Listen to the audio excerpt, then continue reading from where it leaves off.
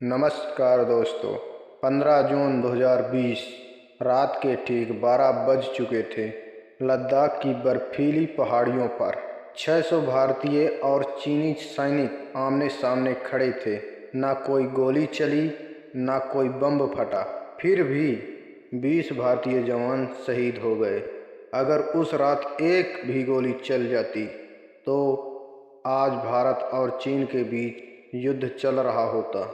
आज मैं आपको सुनाने जा रहा हूँ गलवान घाटी की सच्ची कहानी, जो शायद आपको कभी पूरी नहीं बताई गई। भारत और चीन के बीच तनाव नया नहीं है। 1962 के युद्ध के बाद चीन ने सीधे युद्ध की तरह धीरे धीरे घुसपैठ की नीति अपनाई।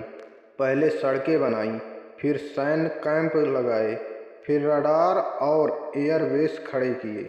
सब कुछ धीरे धीरे, और भारत समझता रहा कि सब कुछ समान है, लेकिन हकीकत कुछ और थी। मई 2020 भारतीय सैटेलाइट ने तस्वीरें भेजी। चीन ने लद्दाख सीमा पर 10,000 से ज़्यादा सैनिक तैनात कर दिए थे। टैंक, तोपें, मिसाइल सिस्टम। सेना प्रमुख जनरल नरवणे ने सरकार को चेतावनी दी, स्थिति बहुत गंभीर है। लेकिन जवाब आया, बातचीत चल रही है, घबराने की ज़रूरत नहीं है। 15 जून 2020 कमांडिंग ऑफिसर कर्नल संतोष बाबू अपने 50 जवानों के साथ आगे बढ़े। मिशन साफ था, चीनी पोस्ट हटवाना। लेकिन वहां पहुंचते ही सैकड़ों चीनी सैनिक पहले से तैयार थे। उनके हाथों में लोहे की राड, कील गड़े डंडे, पत्थर। अचानक हुआ हमला, धक्का, मारपीट, चीखे। अंधेरा, ठंड, कई जवान नदी में गिर गए। अफरा तफरी। कर्नल बाबू सबसे आगे थे। लड़ते हुए वीर गति को प्राप्त हुए।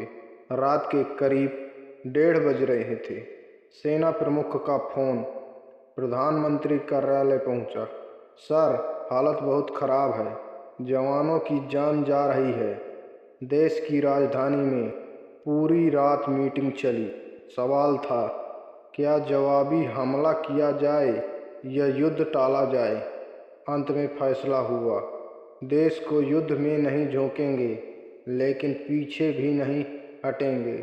इस झटपट में कई भारतीय जवान चीनी सेना की हिरासत में चले गए। न खाना, न इलाज, न दवा। 3 दिन तक मानसिक और शारीरिक प्रताड़ना। 3 दिन बाद राजनयिक दबाव के बाद उन्हें छोड़ा गया। घटना के 2 दिन बाद प्रधानमंत्री का बयान आया, हमारी सीमा में कोई नहीं घुसा। लेकिन सेना की रिपोर्ट कुछ और कहती थी। विदेश मंत्रालय का बयान अलग, चीन का दावा अलग। आज भी सवाल खड़े हैं। जनता भ्रम में पड़ गई। आखिर सच क्या था? क्या भारत ने कुछ इलाका खोया? क्या सच्चाई छुपाई गई? क्या गलवान सिर्फ शुरुआत थी? इन सभी सवालों का जवाब सेकंड पार्ट में मिलेगा। कमेंट कीजिए सेकंड पार्ट। अगर आपको यह वीडियो पसंद आया तो लाइक ज़रूर करें, सब्सक्राइब करें और शेयर करें, ताकि देश की सच्ची कहानी सब तक पहुंच सके।